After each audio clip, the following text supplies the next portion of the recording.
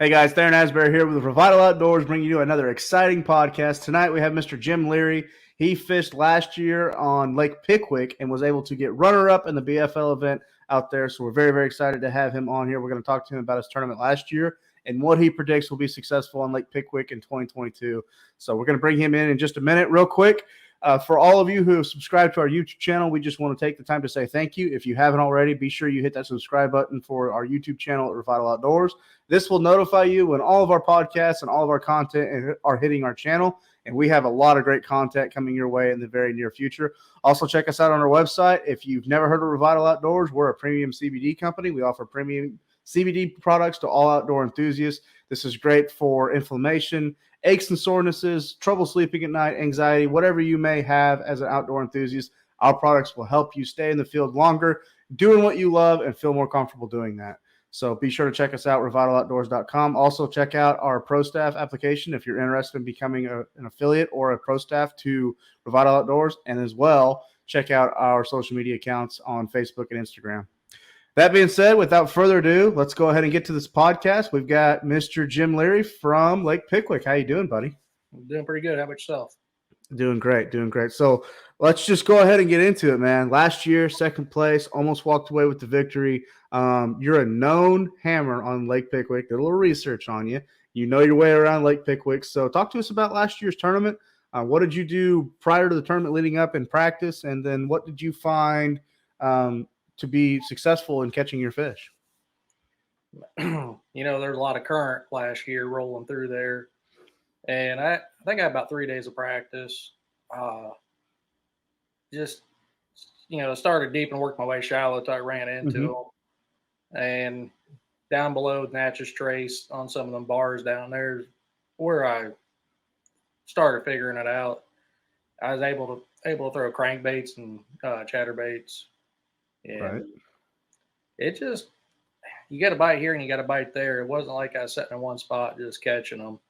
But as the week went on, I fine-tuned it a little bit, found some grass. That seemed to help a lot because it was warming up for that tournament. And as it warmed up, the fish wanted to be more shallow. Even with the current, they're already kind of shallow, but they started moving up on top of the bars to eat. Made it a little easier to target them. Okay. So were you catching fish in a winter pattern, you'd say, or were you catching them in a pre-spawn pattern? I think they're pre-spawn because we have that little bit of warming trend. I believe they started staging. Fantastic, fantastic. So was that something that you were able to go off history on, or did you kind of find that in practice, or did you even practice at all, or just kind of go out there during the tournament? Or it was all new. It was just seeing my pants. The reason I decided to go over there and fish is because the APT was going to be on Guntersville, and that's like 230 boats, and I wasn't going to deal with that. So I decided I was going to go over to Pickwick and practice and see if I could get on anything. okay. And it worked out. I mean, right. Almost won it. Right. Yeah, you did very, very well. I mean, second place is great, but at the same time, to come up that close and not hit the victory, I know that just puts a taste in your mouth to want to win the next one. So, real quick, without giving away too much, were you making a long run, or were you kind of right there by the ramp, or kind of where were you? You weren't locking through, were you? No, we took out of JP Coleman, and I don't know, I maybe had a 5-10 minute run, if that. It's kind of weird, like somebody was sitting where I wanted to start, so I started on my second deal, and my first 2 fish were 4-pound smallmouth. Just I never caught a smallmouth in that area ever, then catch 2 smallmouth. So. Well, that was going to kind of lead me to my next question. Did you have a mixed bag? I know Lake Pickwick is known for their big smallmouth. I've honestly never caught one. I fished Pickwick 3 times. I've never caught one. I had some college buddies that fished a tournament there back when I was in college. They didn't catch any either. And it's like, where are these big smallmouth? Like, how do you catch them? Where do they live in Pickwick? Well, these ones I think were lost because after that, everything was a largemouth. Okay. I had an early morning bite. Then I had about 4 hours where I didn't have a bite. I just went back to practice mode.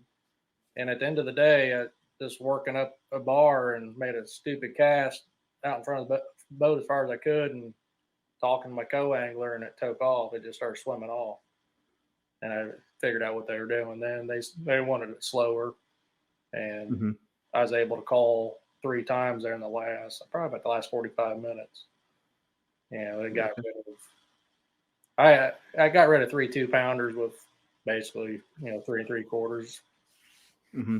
Mm-hmm. So, well, thinking about Lake Pickwick and breaking it down a little bit, there's a lot of anglers that go there that have never been there before that just kind of jackpot the BFLs there.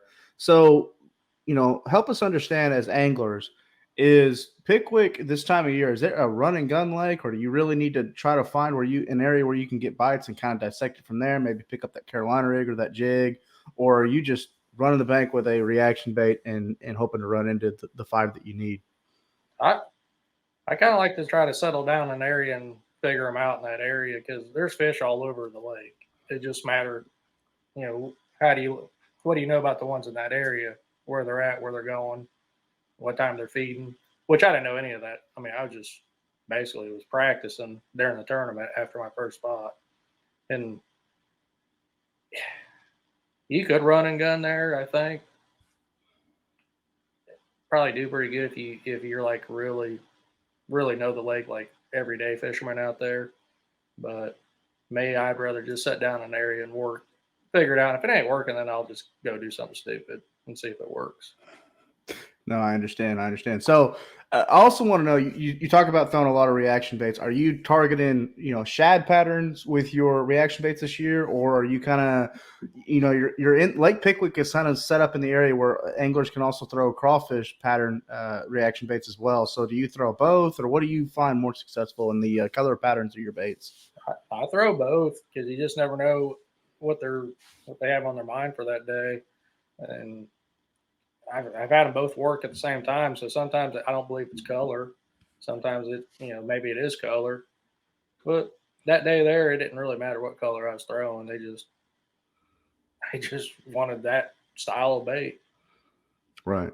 Okay. So were your bites kind of in the morning, or do they happen throughout the day? I know you said you had some key calls later in the afternoon, but I had my morning bite, then I had a long no bites till about probably the last hour of the day, probably. Okay. So, well, going off what happened last year, it seems like the lake, the weather pattern, everything's going to kind of set up the same for this year. So, what do you predict is going to be successful for anglers this year?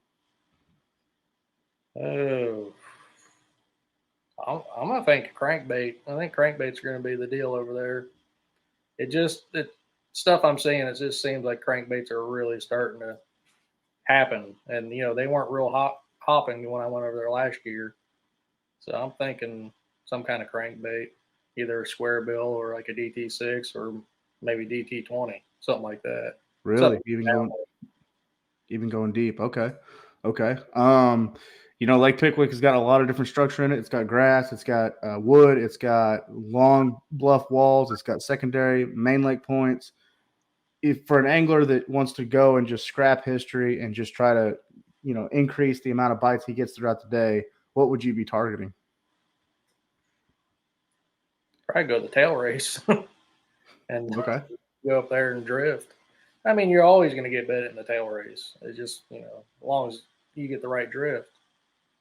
Right. You get up there and not be able to get in line because there'd be too many boats.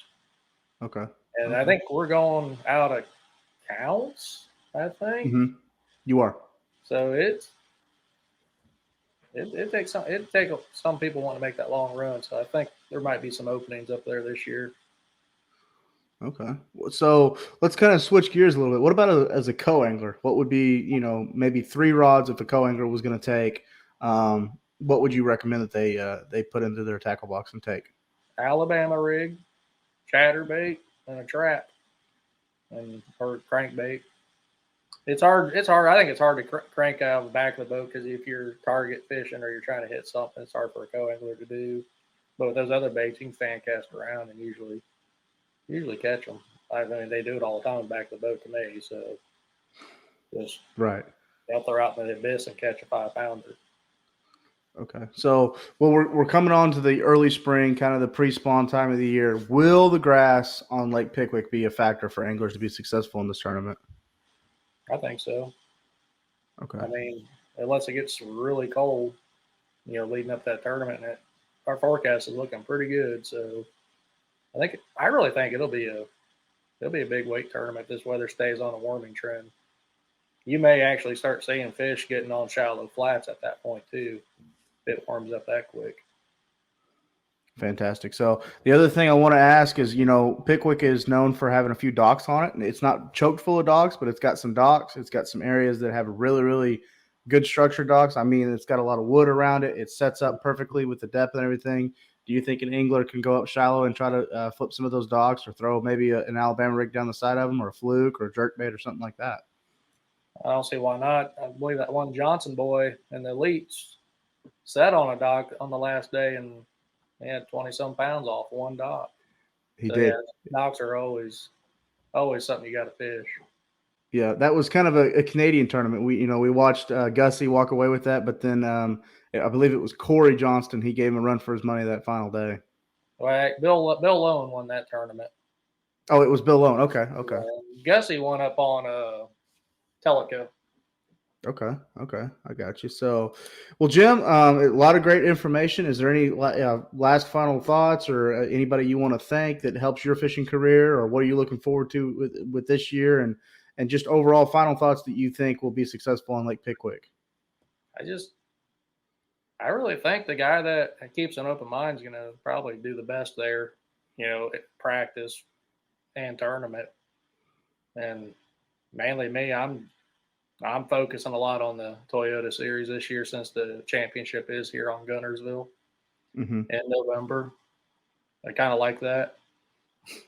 November seems to be a pretty good time for me. So hopefully I can qualify for it. Okay, good for you. So, well, Jim, you gave us a lot of great insight on Lake Pickwick. We really appreciate you being on our podcast, and we wish you the best of luck this year. And also, I want you to mention to everybody your guide service that you run as well. Yeah, it's Guntersville Bass Guides. Right now, we're up to 4 guides. We stay fairly busy.